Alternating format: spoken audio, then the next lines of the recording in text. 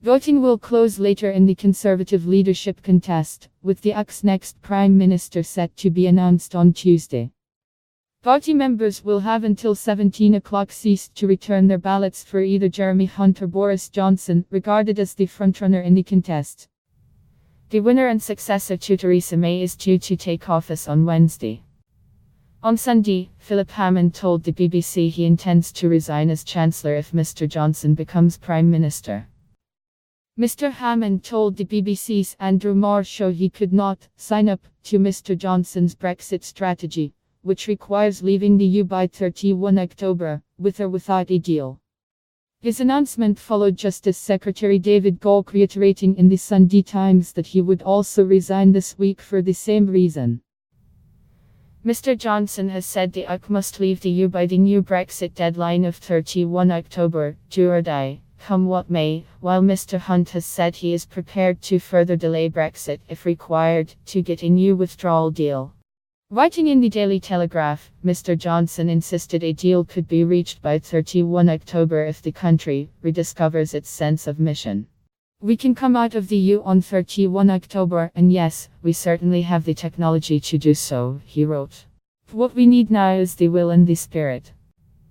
Meanwhile, with the next Prime Minister due to be announced this week, two former Labour Prime Ministers have warned about what they see as the dangers of leaving the EU without a deal.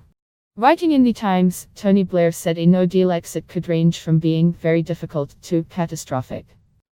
No one knows with certainty the impact of no deal for the simple reason that no developed nation has ever left overnight its preferential trading arrangements in this manner, he wrote. Mr. Blair added that there was no prospect of a new deal with the EU that Mr. Johnson would approve of, arguing that a second Brexit referendum was the solution. Gordon Brown, meanwhile, is to claim in a speech in London that leaving without a deal would push the British economy off a cliff. Analysis political correspondent Chris Mason. This is the week where everything changes and, perhaps, nothing changes at all. A week where the old establishment becomes the new rebels, where the crowd-pleasing showman throwing rhetorical rocks at the leadership becomes, in all likelihood, the leader himself. The differences in temperament and character between the outgoing Prime Minister and her likely successor, Boris Johnson, could hardly be more stark. Can you imagine, for even a moment, Theresa May dangling forlorn from a zip wire?